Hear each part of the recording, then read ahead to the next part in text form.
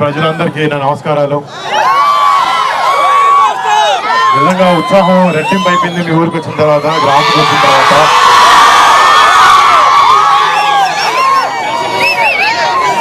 పదేళ్ల నుంచి ఎక్కువ సక్సెస్ లేకపోయినా కూడా జనాలకి మంచి చేయాలనేది అనే ఒక లక్ష్యంతో రాజకీయాల్లోకి వచ్చిన కళ్యాణ్ బాబాయ్కి ఎన్నో ఎదురింపులు ఫేస్ చేశారు, ఎన్నో మాటలు పడ్డారు. కానీ కేవలం ప్రజలకి మంచి చేయాలని ఒకే ఒక ఉద్దేశంతో ఈ అన్ని దెబ్బలు తింటూ కూడా ఈ మంచిగా ఆలోచించే వ్యక్తి పవన్ కళ్యాణ్ గారు.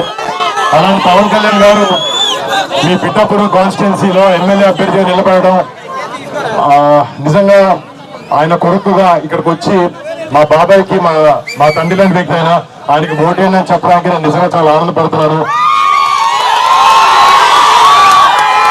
అంటే అధికారంలో ఉన్న చాలా పార్టీలు చేయలేనివి ఎన్నో విషయాలు కళ్యాణ్ బాబాయ్ 10 సంవత్సరాల నుంచి ఒక ఎమ్మెల్యే సీట్ లేకపోయినా కూడా కౌలు రైతులకు ప్రాబ్లం వచ్చినప్పుడు అప్పులు చేసి మరీ వచ్చి వారు డబ్బులు ఇచ్చారు.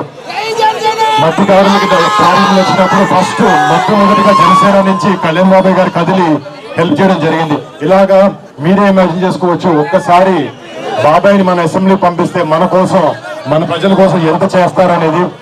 అండ్ మీ అందరి సపోర్ట్, ప్రేమ ఎప్పుడు కళ్యాణ్ బాబాయ్కి ఉండాలి, మా పవన్ కళ్యాణ్ గారికి ఉండాలి. అండ్ ఆయన ఎప్పుడు ఆయన నిజంగా చెప్పాలంటే చిన్నప్పటి నుంచి మా ఇంట్లో మేము ఎంత కుటుంబ సభ్యులా ఫీల్ అవుతామో ఆయన మిమ్మల్ని అందరినీ ఆయన సొంత కుటుంబ సభ్యుల్లా ఫీల్ అవుతూ ఉంటారు. బహుశా అందుకే ఆయన మా ఇల్లు వదిలేసి పండుగలప్పుడు కూడా ఇక్కడ మీతో పాటే ఉంటూ ఉంటారు. అండ్ నిజంగా ఆయనకు మీ మీద ఉన్న ప్రేమ, ఆయనకు మీ మీద ఉన్న ప్రేమ, మీకు ఆయన మీద ఉన్న ప్రేమ ఇది ఎప్పటికీ ఇలానే ఉండాలి. ఈసారి వచ్చే May 13th ఎన్నికల్లో ఎమ్మెల్యేగా మీరు పవన్ కళ్యాణ్ గారికి ఓటేసి, గ్లాస్ కి ఓటేసి బాబాయ్ని అత్యధిక మెజారిటీలో గెలిపించాలని కోరుకుంటున్నాను.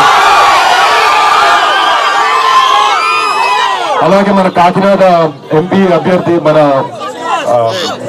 ఉదయ్ గారు, శ్రీనివాస్ ఉదయ్ గారు కూడా ఆయన కూడా ఓటేసి గ్లాస్ గుర్తుకి 2 ఓట్లు వేసి ఎంతో మెజారిటీతో గ్లాస్ గుర్తుని జనసేనని గెలిపించాలని కోరుకుంటున్నాం. జై జనసేన, జై టీడీపీ, జై బీజేపీ, జై పవన్ కళ్యాణ్, జై హింద్.